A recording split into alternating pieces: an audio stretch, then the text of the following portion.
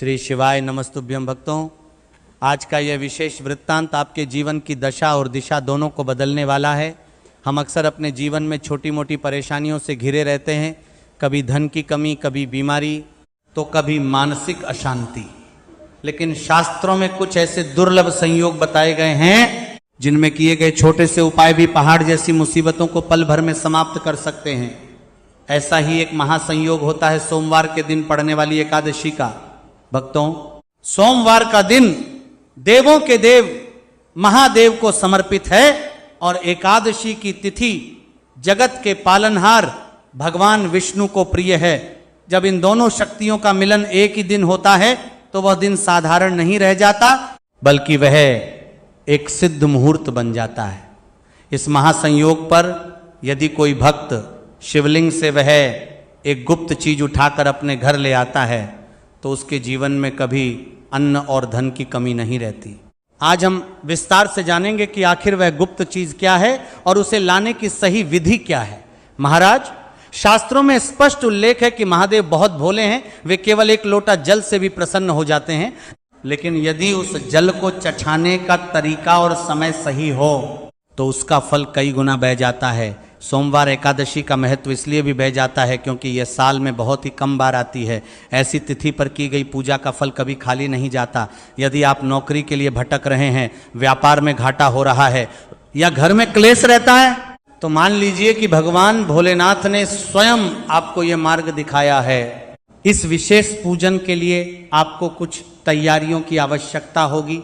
सबसे पहले तो ये समझ लें कि आपको मंदिर जाना अनिवार्य है। बहुत से भक्त पूछते हैं कि क्या हम घर के शिवलिंग पर यह उपाय कर सकते हैं, तो इसका उत्तर है नहीं। मंदिर के शिवलिंग की प्राण प्रतिष्ठा की गई होती है और वहां की ऊर्जा घर के वातावरण से कहीं अधिक शक्तिशाली होती है।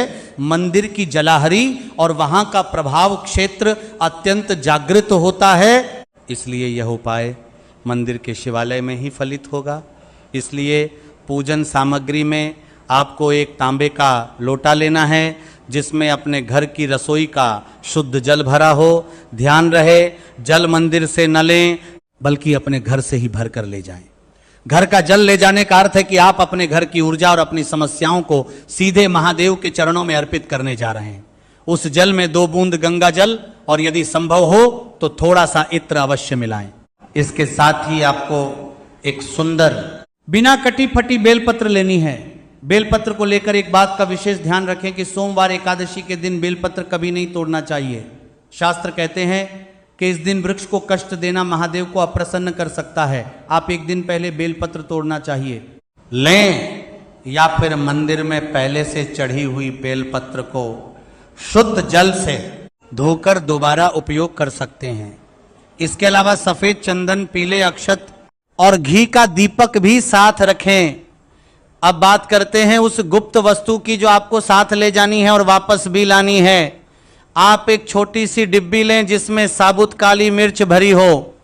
इसके साथ ही एक छोटा सा लाल रेशमी कपड़ा लें, उसमें 2 लौंग और थोड़ा सा कपूर रखकर उसे मौली के धागे से बांधकर एक छोटी सी पोटली बना लें। जब आप सोमवार एकादशी के दिन सुबह जल्दी स्नान आदि करके मंदिर जाएं तो एक बात का विशेष ध्यान रखें कि आपके वस्त्र काले या नीले रंग के ना हों। महादेव को श्वेत, पीला या केसरिया रंग अत्यंत प्रिय है।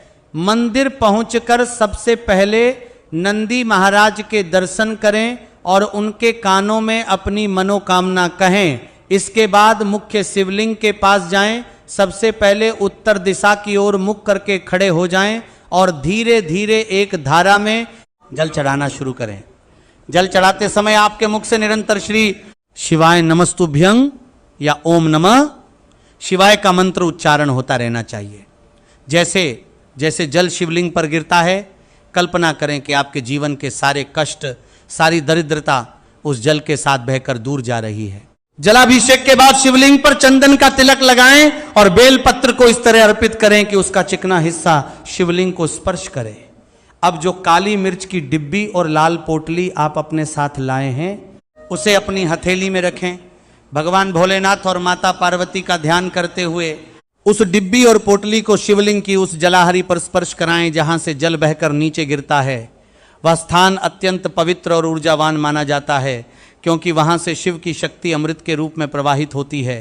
स्पर्श कराते समय मन ही मन कहें कि हे महादेव, इस वस्तु को अपना आशीर्वाद प्रदान करें ताकि मेरे घर की दरिद्रता सदा के लिए समाप्त हो जाए। स्पर्श कराने के बाद उसे चुपचाप अपनी जेब या झोले में वापस रख लें। इसे वहां छोड़ना नहीं है, इसे वापस लाना ही असली रहस्य है। अब आपको वहां बैठकर कम से कम एक माला यानी 108 बार ओम नमः शिवाय का जाप करना है। जाप पूर्ण होने के बाद जब आप उठने लगें तो अपने खाली लोटे को जलाहरी के नीचे लगाएं और वहां से गिरते हुए जल की कुछ बूंदें उस लोटे में झेल लें। ये जल अब साधारण जल नहीं रहा, यह महादेव का प्रसाद और साक्षात चरणामृत बन चुका है।